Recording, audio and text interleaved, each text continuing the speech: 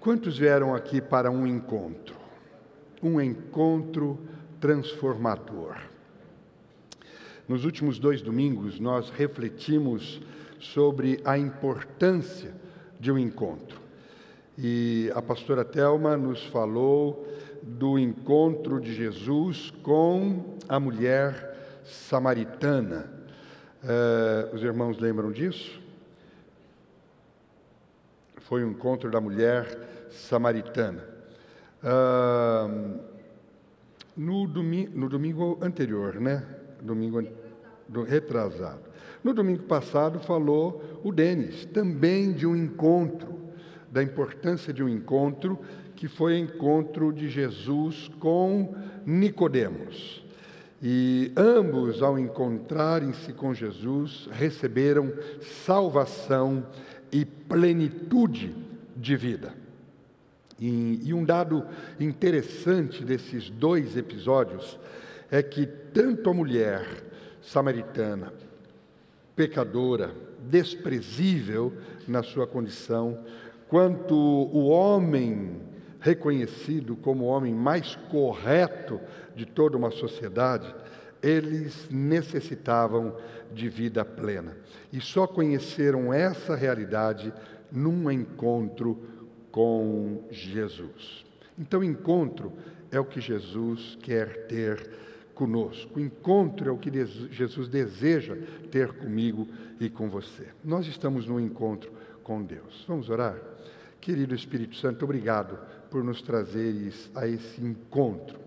Um encontro de vida, um encontro glorioso, que gera salvação e gera plenitude de vida. Porque Tu és a água que dessedenta a sede dos nossos corações. Tu és o nosso alimento. Tu és a vida, ó Pai, e neste encontro manifesta essa realidade também em nossos corações aqui contigo e a cada encontro nosso, que sejamos nutridos desta vida e da plenitude que encontramos em Ti, no nome de Jesus. Amém. Então é muito importante a gente entender o que significa estarmos na casa do Senhor. Eu lembro de um cântico que eu vou pedir para o Gideone me ajudar. A gente cantava muito, há muito tempo atrás, um cântico que dizia assim: nesta noite feliz, neste santo lugar, eu marquei um encontro com Deus. Seu amor é real, sua paz gozarei, eu marquei um encontro com Deus. Lembram disso? Quantos lembram? Vamos cantar? Vamos, Gide, você me ajuda aqui? Cadê o Gide? Está por aí? Se demorou, já era. Contar até 3. 1, 2, oh. Está chegando. Me ajuda, porque eu não consigo.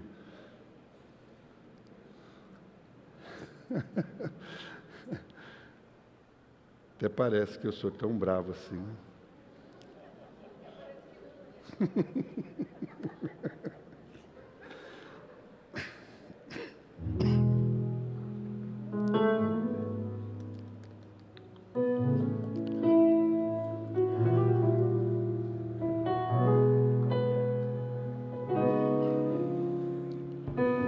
Libera o meu microfone nesta noite feliz. Faz de conta que sou eu, tá? Neste santo lugar, eu marquei um encontro com Deus. Seu amor é real, sua paz gozarei. Eu marquei um encontro com Deus. Vamos outra vez? Juntos? Eu marquei um encontro com Deus aqui. Eu marquei um encontro com Deus aqui. Seu amor é real, sua paz gozarei.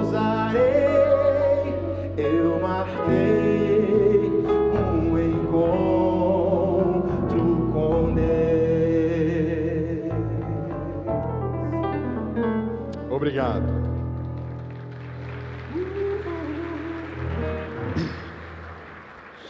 A palavra de Deus diz que a casa de Deus é a casa do encontro. Jesus disse: a minha casa será chamada casa de oração.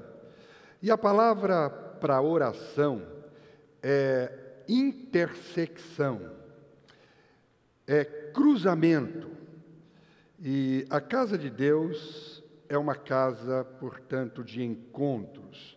É o que deveria ser uma casa de cruzamento, onde a gente vai e há uma intersecção, onde as linhas se cruzam, onde as vidas se encontram.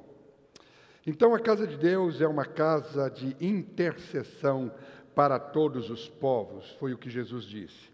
Porque seria um lugar em que qualquer pessoa, de qualquer cultura, de qualquer pensamento ou estilo, poderia ter um ambiente seguro para encontrar-se com outra pessoa diferente de si e sentir-se em família, absolutamente segura e absolutamente à vontade.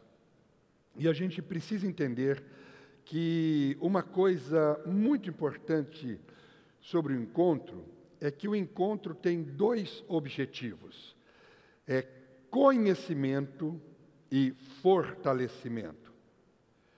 Conhecimento de Deus e do outro e fortalecimento das relações. Este é o objetivo do encontro.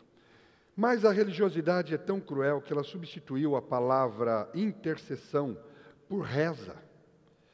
E então a gente acha hoje que intercessor é aquele que está sempre na presença de Deus, pedindo, e não é isso, queridos. O sentido da palavra intersecção não é ficar diante de Deus pedindo. A palavra intersecção é encontro. Encontro com Deus, encontro com o próximo. Desculpe. Encontro de conhecimento. Encontro para oportunidade de aprofundamento das nossas relações. Então, a casa é a nossa relação. A casa é a nossa comunhão. A gente chama de casa um lugar onde impera a comunhão, onde a celebração acontece, onde nós celebramos a relação. Então, o que deveria ser a casa de Deus? A casa de Deus deveria ser um lugar de encontros festivos. A teologia, ela usa uma expressão muito interessante para se referir à relação das três pessoas da Trindade. A expressão é pericorese. E pericorese é um movimento de amor e graça para com toda a criação, descrito como uma dança da Trindade. E é uma dança sui generis, porque é uma dança como dança de criança, como uma brincadeira de roda, tipo roda, roda, roda, pé, pé, pé, essa coisa toda. Então, é uma dança dessa natureza. E os estudiosos dizem que a Trindade baila, a Trindade dança por todo o universo e por toda a eternidade. Também dizem que a Trindade, ela abre espaço para participarmos dessa dança. E a igreja dança, a igreja como uma virgem pura, ela é convidada para participar dessa dança. Jeremias fala sobre isso no seu capítulo 31, 13 do seu livro, dizendo: então a virgem se alegrará na dança, e também os jovens e os velhos.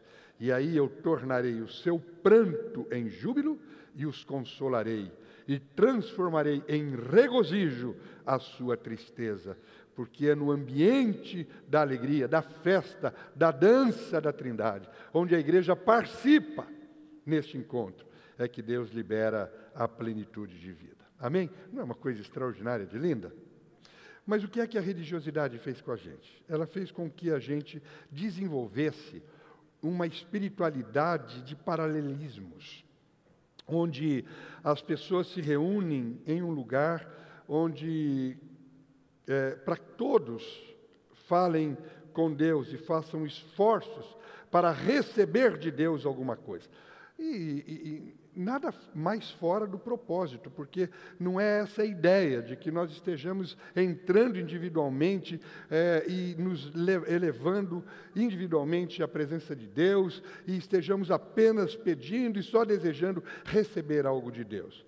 O encontro deveria ser essa reunião onde todos não estão olhando única e exclusivamente para Deus, não é? E você diz, mas como que é isso, pastor? Foi o que Pedro ouviu de Jesus, quando ele se encontra com Jesus, Jesus diz isso para ele. Jesus disse, você me ama? E ele então recebe de Jesus uma segunda palavra dizendo, se você me ama, então procura amar o seu irmão. E Pedro não entendia muito bem isso, porque ele achava que amar a Deus era amar a Deus, e não amar aquilo que Deus ama, que é o encontro da família. E a Bíblia diz que quando a gente fala da casa do Senhor, é onde estiverem 2 ou 3 em comunhão.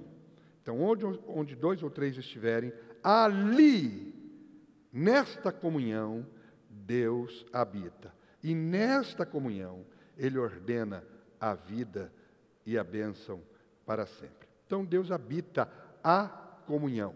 Deus habita a relação. E então, a igreja não deveria ser esse encontro de pessoas que não se conhecem, que são indivíduos e que estão apenas indo à presença de Deus, verticalmente e com o objetivo único, exclusivo, de receber alguma coisa dele. Não. Deus habita a relação. E na relação, na comunhão, na pericorese, na festa da Trindade juntamente com a igreja, no encontro de conhecimento e aprofundamento das relações, é onde o Espírito se derrama com plenitude. E hoje, de modo muito especial, nós estamos novamente ao redor da mesa da comunhão, e eu queria refletir e expandir o nosso conhecimento do que é fé, porque a fé é o que nos traz à mesa do Senhor. Então eu quero convidá-los a abrirem as suas Bíblias no livro de Hebreus, um texto muito conhecido de nós, mas nem sempre lido como a Bíblia propõe. Então nós vamos conferir isso.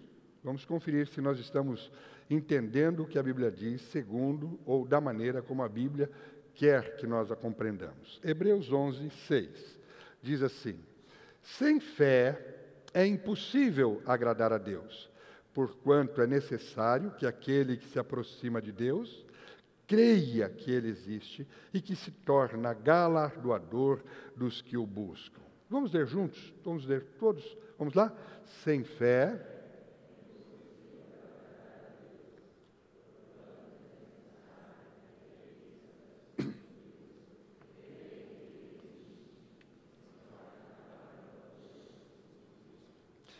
Eu queria que você parasse por alguns segundos e pensasse: o que é fé? O que é que você traz na sua mente? O que é que você traz na sua cabeça sobre o que seja fé? Qual é o teu conceito pessoal de fé? Por alguns segundos, feche os seus olhos e diga para você o que é que você pensa ser a fé.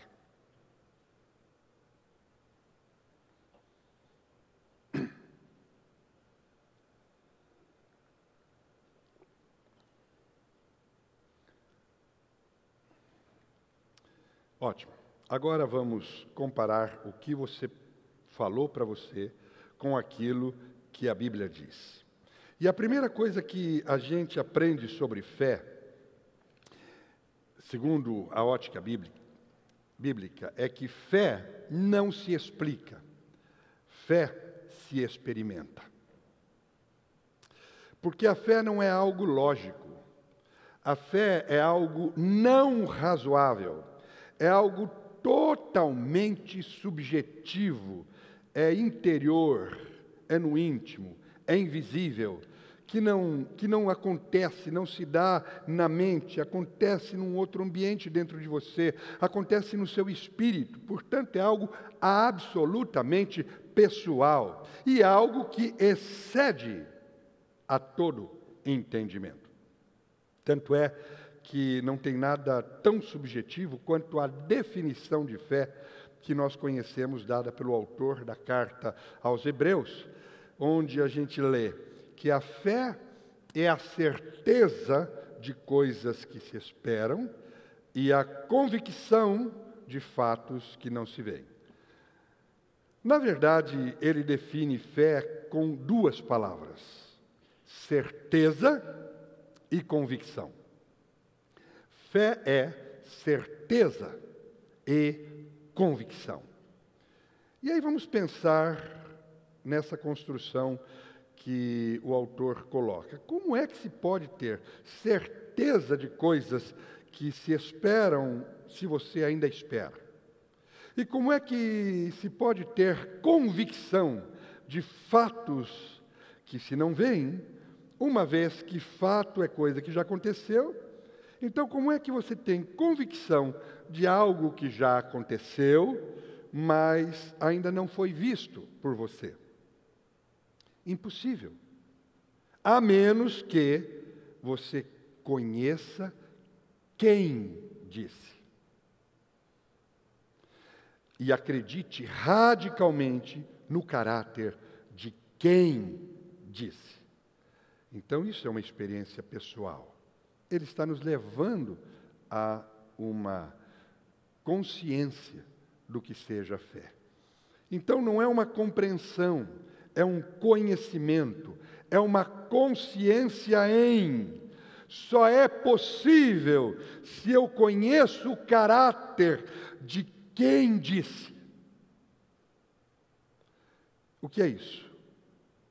Uma experiência pessoal. Então não é uma compreensão, é o conhecimento, é uma confiança em.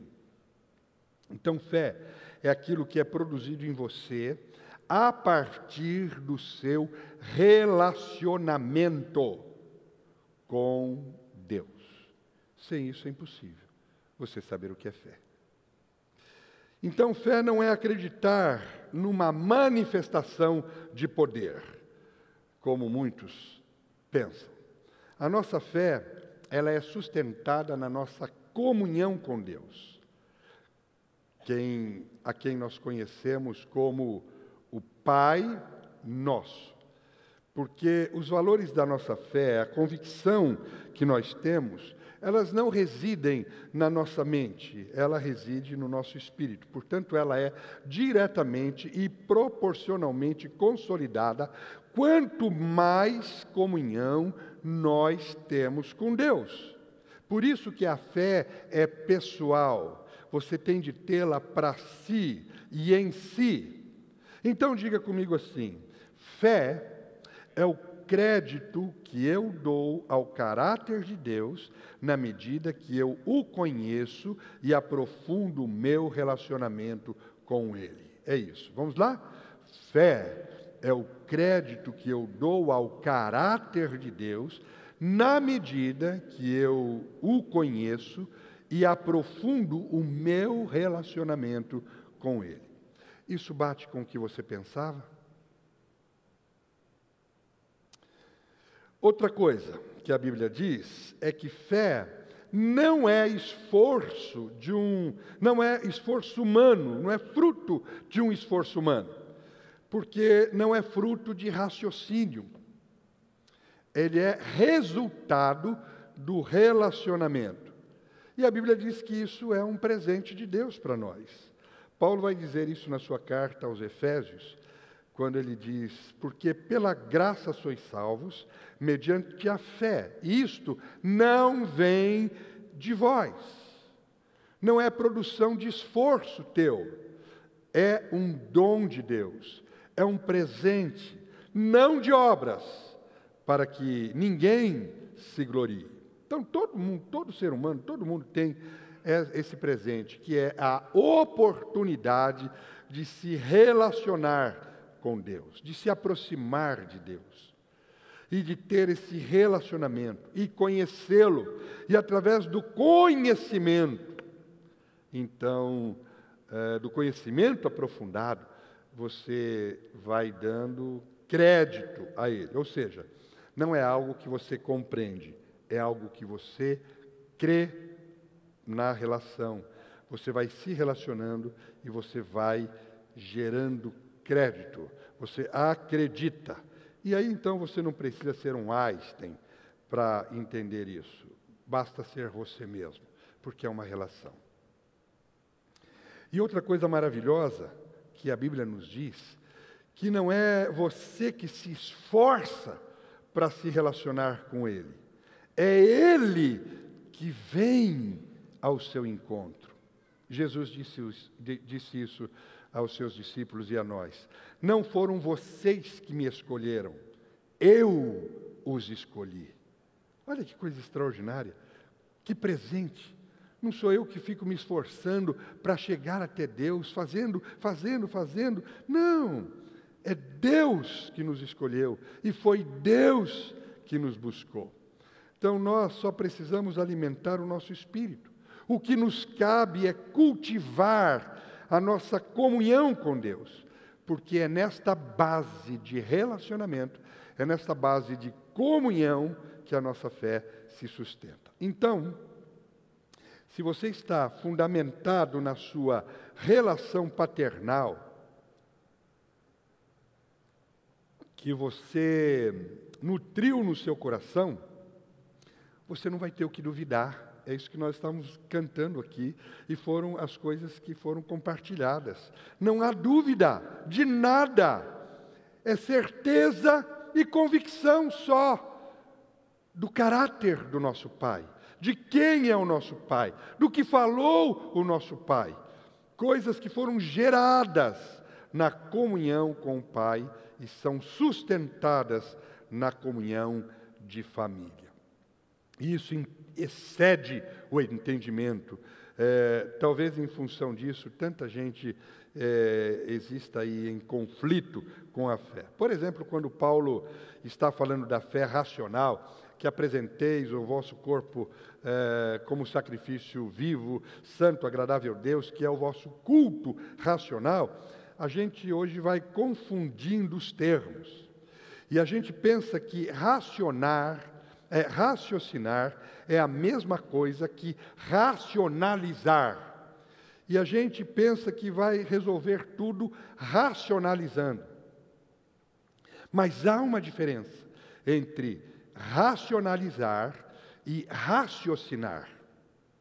Raciocinar é pensar, é meditar, é discernir, é ter consciência do que está fazendo. Meditar não é racionalizar. Racionalizar é o que o diabo ensinou o homem a fazer, que é o homem gastar tempo tentando descobrir o que é que está certo e o que é que está errado, achando que se ele fizer a coisa certa, está tudo certo. Então já começa daí, que fazer a coisa certa, que fazer tudo conforme Deus nos orientou a fazer, não quer dizer que as coisas vão acontecer exatamente como eu esperava que ia acontecer, ou como eu me achava no direito de merecer. E aí o problema é que, a partir de um certo, eu corroboro o meu direito, a minha vontade, que é fundamentada na minha vaidade, na minha soberba. Por quê? Porque se eu tiver certo, eu não preciso da relação. Eu estou certo e fim de papo. Se eu estou certo, acabou, fim de papo, não tem o que conversar. Não é assim? Quem se vê certo, quer conversa? Quer nada. Quer o seu direito. Quem se vê certo, quer o seu direito. Por isso que tudo que Deus fez não foi pelo certo e nem era pelo resultado. Tudo que Deus fez foi pela relação. Foi para desenvolver uma consciência de Deus, consciência de mim mesmo, consciência do próximo. Então era para que eu raciocinasse e não para que eu racionalizasse. Era para que eu aceitasse que eu não vou encontrar razão Não há uma razão objetiva. A razão que eu encontro é uma razão pautada numa convicção inabalável e não numa lógica. Porque pensa bem, nada em Deus tem lógica. A cruz não tem lógica. Perdão não tem lógica. Misericórdia não tem lógica. Paciência tem lógica. Até onde vai a paciência? A partir de onde eu posso perder a paciência? São valores da fé. São coisas que excedem ao entendimento. A gente desenvolve porque a gente aceitou e tem uma convicção de aquilo é o que tem que ser feito. E não porque nós compreendemos e vimos lógica nisso. Porque lógica não existe. Por isso que quando Deus criou o ser humano, Ele não criou um casal de indivíduos, mas Ele criou uma família, alguém que não poderia se chamar de eu, mas nós. Porque Ele queria o quê? Ele queria o encontro, Ele queria o conhecimento e Ele queria o aprofundamento da nossa relação. E esse encontro, o Senhor dá o nome de fé, quando existe conhecimento e relacionamento. Porque o que vem como resultado desse encontro é certeza e convicção. E para você ver como isso é forte, nem Cristo é visto como indivíduo Jesus. Por isso que o nosso Salvador não é Jesus. O nosso Salvador é Jesus, o Cristo. Por quê? Porque se Jesus não dá a vida pelos seus irmãos, se Ele não entrega a sua vida em favor da relação, Ele não seria o nosso Salvador. Dá para entender a força disso? A única coisa que importa para Deus é a sua paternidade autenticada na relação com os seus filhos, que somos nós. Por isso, sem fé é impossível agradar a Deus. Então não é um mecanismo de poder que você fica correndo atrás de alguém que você entende ser dotado, mais poderoso, que vai orar forte, que vai fazer algo por você, esse vai desenvolver mais poder, porque esse vai resolver o seu problema. Não é isso. É relação. Quanto mais relação, mais convicção.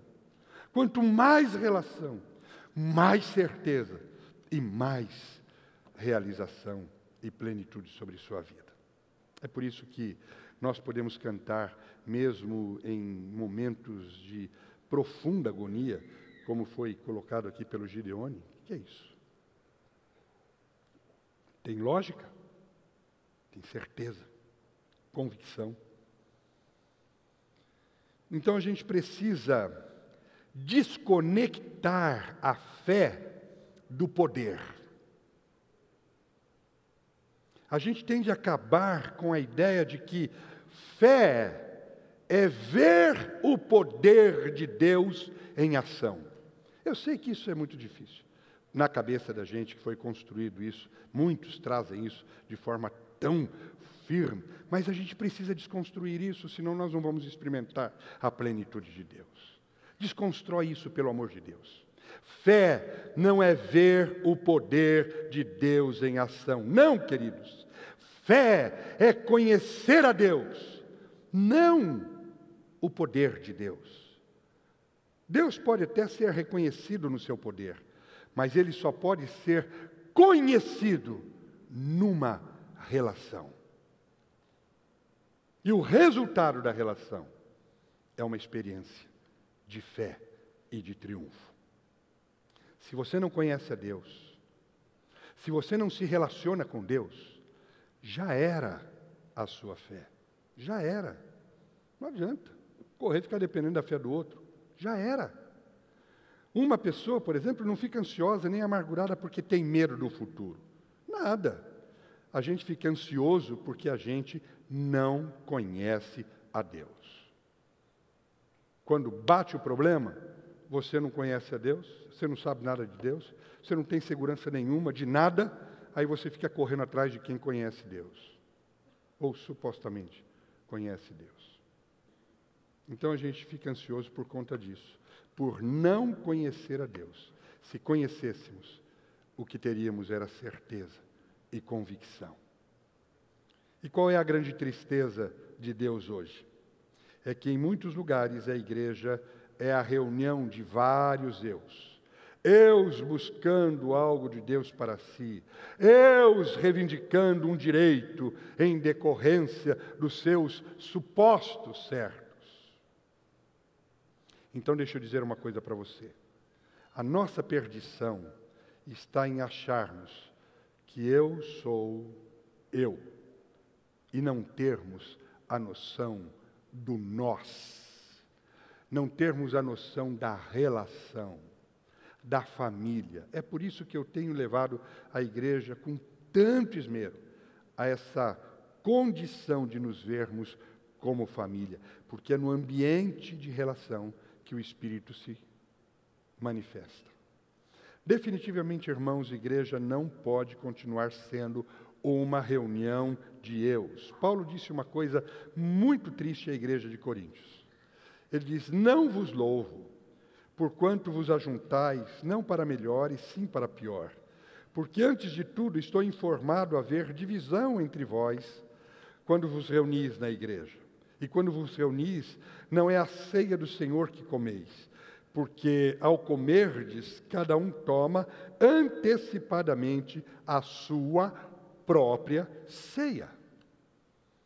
Então é aquela correria, aquela cobiça, aquele negócio, eu primeiro, para mim, eu quero logo esse negócio.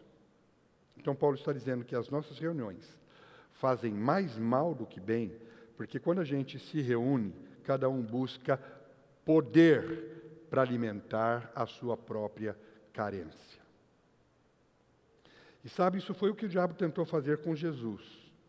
O diabo ficou lá dizendo para Jesus no deserto: por que é que você não usa o seu poder para resolver o seu problema? Por que que você não pede mais poder para ter tudo o que esse mundo pode te dar? Não foi essa a tentação? E como é que Jesus responde a tudo aquilo? Não é disso que eu me alimento. Eu me alimento da palavra de Deus. É da vontade de Deus que eu me alimento. É do relacionamento com o meu Pai. E não de ficar forçando Deus a fazer a minha vontade. Então, igreja, entenda que esse aqui não é um lugar de reunião de eus. A igreja é um encontro de nós, para que na relação de nós, uns dando a vida pelos outros, isso ilumine a cidade. Porque quando Jesus disse que a gente iria receber poder para ser testemunhas, a gente achou que era receber poder para ser abençoado e dar testemunho. Então eu fico correndo atrás de bênçãos para ter um testemunho. Mas ele não nos chamou para dar testemunho. Nos chamou para ser testemunho. E sereis minhas testemunhas. Então, o indivíduo dá testemunho. Mas a relação é testemunho. Porque a relação me torna parecido com o meu Pai.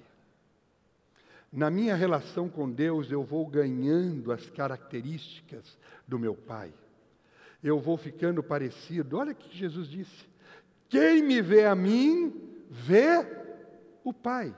Por quê? Porque eles tinham profunda intimidade. Um era visto no outro. Quem olha para você, vê Jesus?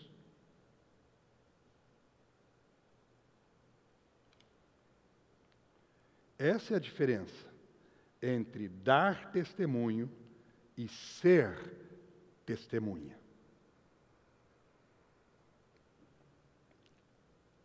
Estávamos indo para São José do Rio Preto essa semana, conectados na Jovem Pan. Eu gosto muito dos comentários dos jornalistas da Jovem Pan, especialmente do historiador Marco Antônio Villa, o professor Villa. Mas teve um momento em que eu fiquei muito chocado, assim, eu fiquei impactado, quando o Villa começou a enumerar uma gama de pastores evangélicos, desses famosos da televisão, e criticá-los. E aí ele foi empolgando, daqui a pouco ele começou a chamar todos eles de safados.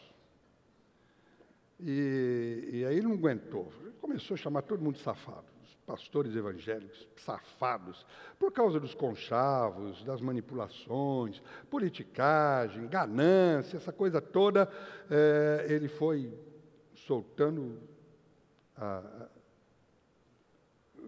sua raiva lá, chamando todo mundo de safado. Mas aí, apesar de triste, eu entendi a razão daquela bronca toda.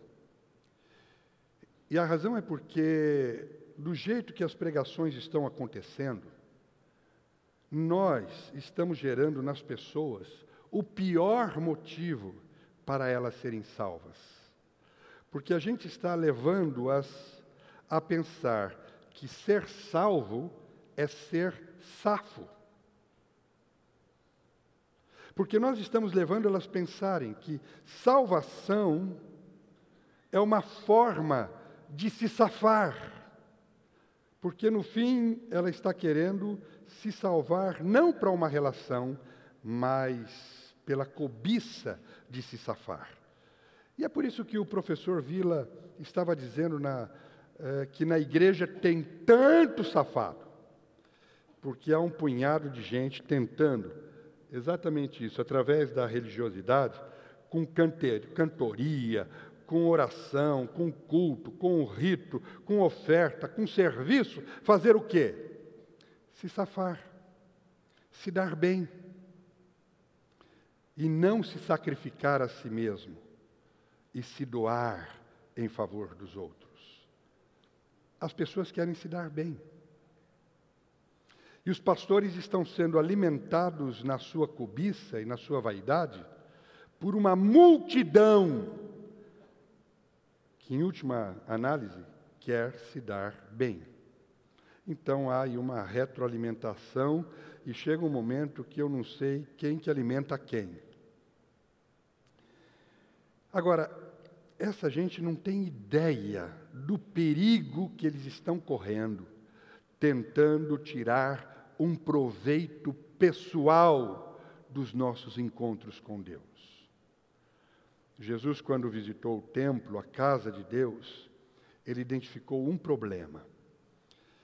Ele disse: a religiosidade de vocês, este espírito religioso que desembocou na ganância, fez com que a casa que deveria ser casa do Senhor, casa do encontro, casa de intersecção, se transformasse em covil de salteadores. Jesus foi mais duro do que o Villa. Casa de salteadores. O que isso quer dizer? Quer dizer que todo ambiente em que eu procuro um tipo de benefício próprio, em que eu espero receber alguma recompensa por algo que eu faço, isso não é casa de Deus. Isso se transformou em um covil. E isso é a mesa dos demônios, porque isso é a corrupção da fé. Porque tem gente que acha que se eu tratar bem Deus, Deus vai me tratar melhor. Mas alguém que pensa que se eu tratar Deus, Deus vai me tratar melhor, é obrigado a pensar que se eu tratar mal a Deus, Ele vai me tratar pior. E como ninguém faz o bem,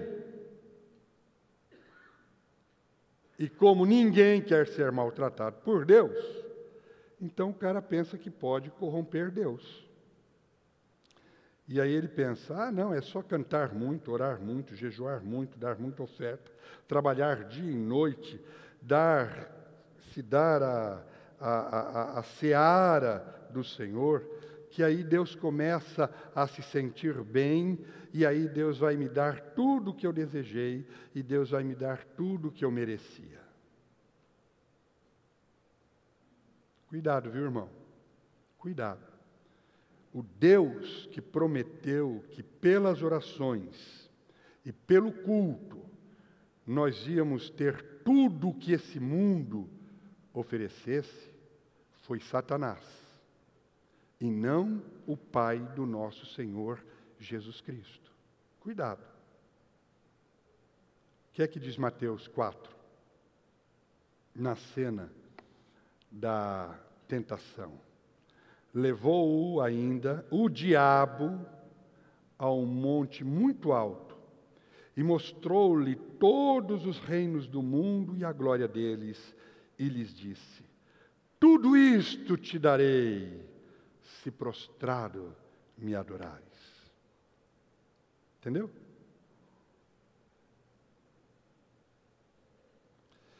Sabe qual é a maior mentira do diabo para você e para mim? Que fazendo certo, a gente se torna bom. Porque quem faz o certo para ficar bom, faz por interesse. Porque está fazendo certo por motivos egoístas. Está fazendo para se dar bem. Então a ideia de que o meu certo me tornaria merecedor de alguma coisa é o que corrompe a fé. Porque cria em mim esse senso de direito que faz eu achar que Deus tem de trabalhar para mim, para garantir o meu futuro e as coisas que eu desejo. Pensar desse jeito jamais agradará a Deus. Se você conhecer Deus na sua paternidade e aprofundar o seu relacionamento, você vai ver que, como pai, Ele desejou coisas para você muito mais profundas e muito mais intensas do que você poderia pensar para você mesmo. Você saberia disso. Então, Cristo não é o Salvador porque Ele me safa.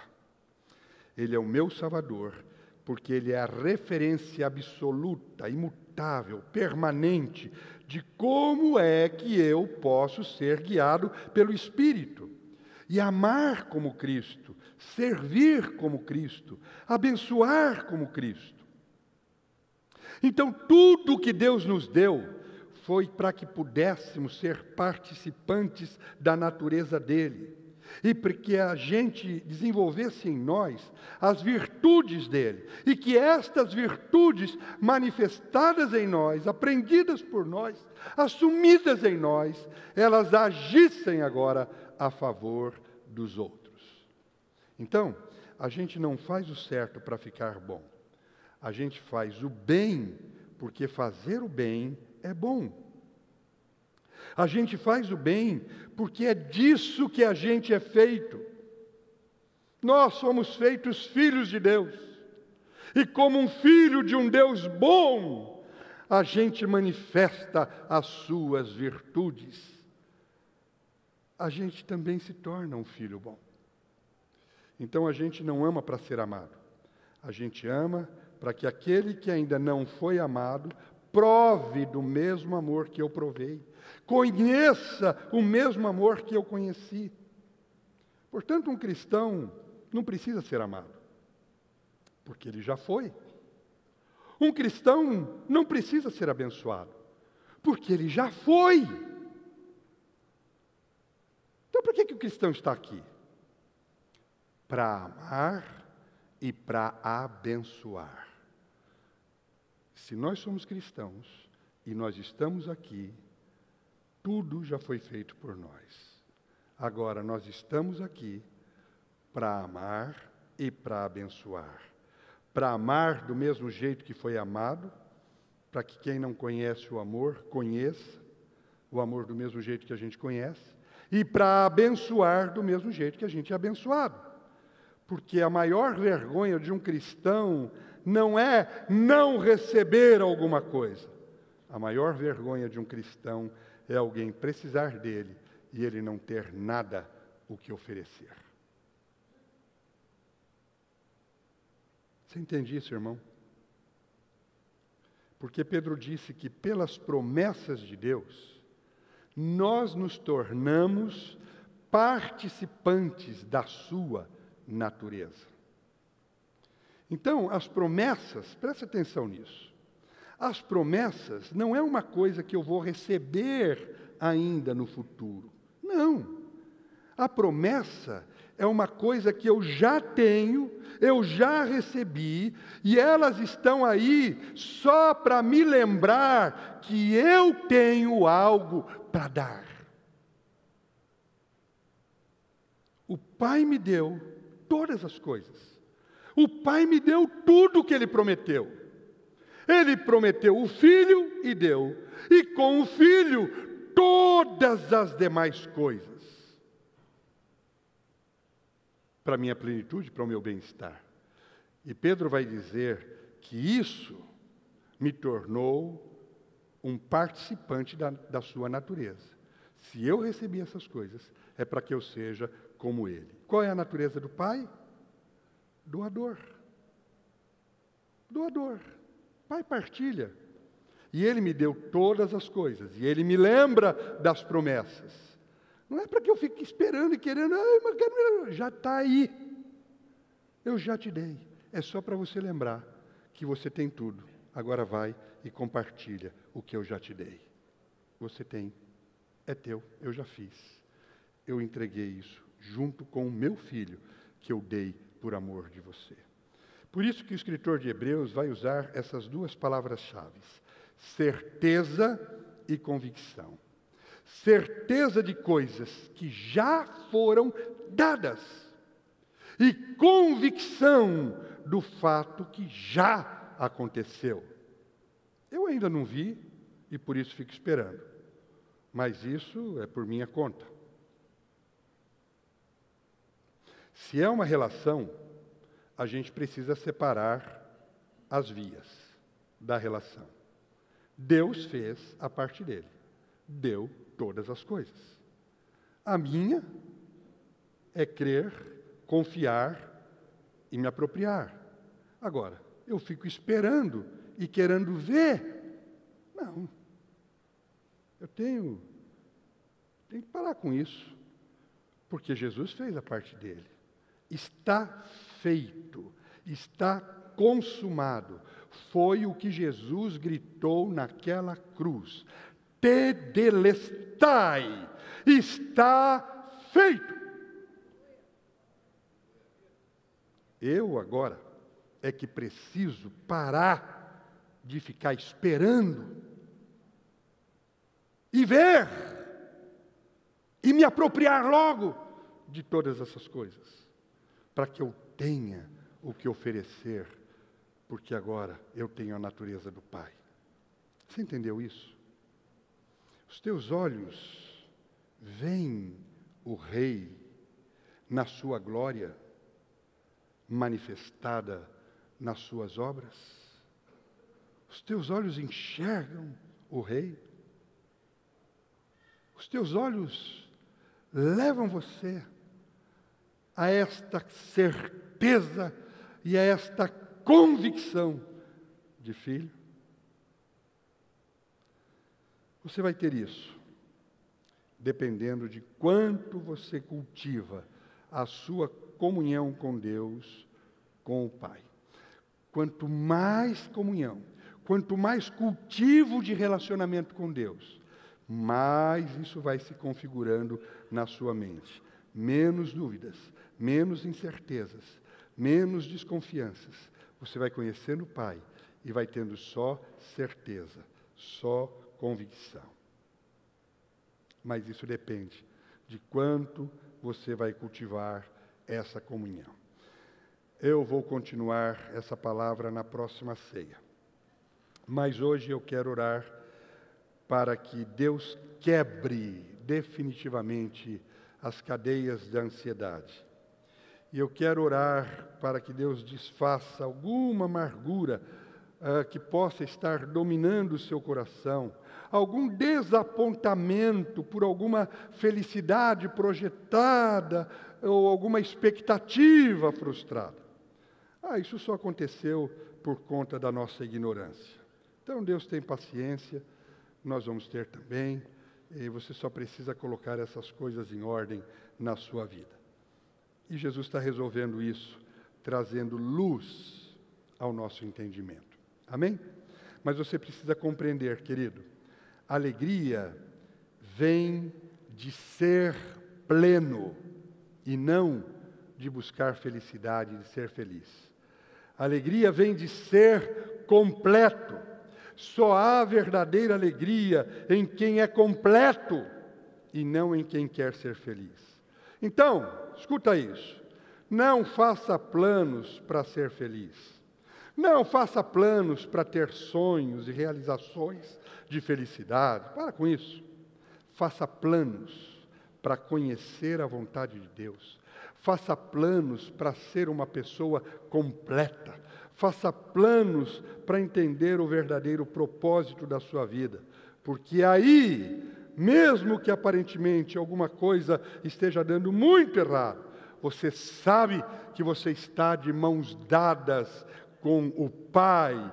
Então, haja o que houver na sua vida, independente da situação ser favorável ou contrária, independente de estar acontecendo uma coisa que me ajuda ou me atrapalha, qualquer situação, você saberá, eu saberei, que todas as coisas contribuem, cooperam para o bem daqueles que amam a Deus. Amém?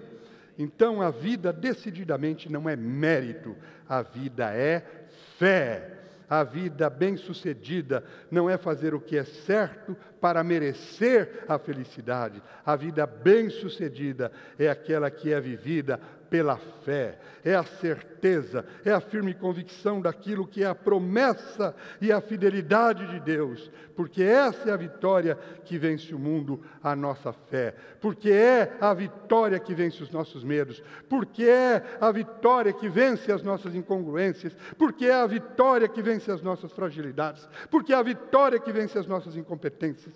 E nós encontramos essa certeza e essa convicção na relação com Deus e na relação em família, a igreja. Por isso, como disse a pastora, não falte, não perca o encontro, em nome de Jesus. Amém? Eu quero que você abaixe sua cabeça e que nós possamos pensar nisso. E que o Espírito nos dê a graça de entender esse viés, esta forma de lermos a Bíblia e não aquilo que a gente pensou ser, que a gente imaginou que fosse. Se o que você pensou de fé não bate com isso, esse é o momento de você dizer, por favor, Espírito Santo, muda isso em mim e me leve a este relacionamento, e me leve a esta certeza, a esta confiança de que o Senhor já fez tudo por mim. Todas as coisas eu tenho em Ti. Me leve a esse estado de paz, de tranquilidade, em meio a tantas situações em que o mundo e o próprio diabo nos coloca, sabendo que eu já sou triunfante. É só uma questão de tempo. É só uma questão de tempo. O Senhor está comigo até a consumação de todos os tempos. O Senhor está comigo e nada me tomará, porque a tua bondade e a tua misericórdia seguirão comigo todos os dias da minha vida. E enquanto eu estou aqui, habito na casa do Senhor aqui. E quando eu não estiver mais aqui, habitarei na casa do Senhor para todo sempre contigo. Obrigado, obrigado, Jesus. Pai, nós encomendamos essa igreja nesse espírito, com essa consciência, para que ela experimente a glória da tua presença em nós. Que ela experimente a gloriosa sensação e a realidade da paz que encontramos nessa relação, que nos dá fé, plena certeza de que tudo foi feito em favor de nós e de que o triunfo é nosso. Plena convicção de que jamais estaremos sozinhos, jamais estaremos entregues a uma ação do diabo ou a qualquer situação que ele queira nos colocar. E tudo em nós passa por ti. E todas as coisas em nós, mesmo aquelas que absolutamente poderiam ser produzidas por ti na nossa direção, elas nos ajudarão a compreender o teu amor e elas serão vencidas, ó Pai, porque tu és o nosso Pai de amor vitorioso. Aleluia, obrigado. Assim abençoa a tua igreja e assim traze-nos para esta mesa e que saiamos daqui fortalecidos e nutridos do teu caráter, da tua natureza, como filhos que sabem o que têm e então sacam disso para serem agentes de transformação e agentes de bênção por onde quer que passem, para a glória do teu nome. Amém. Aleluia.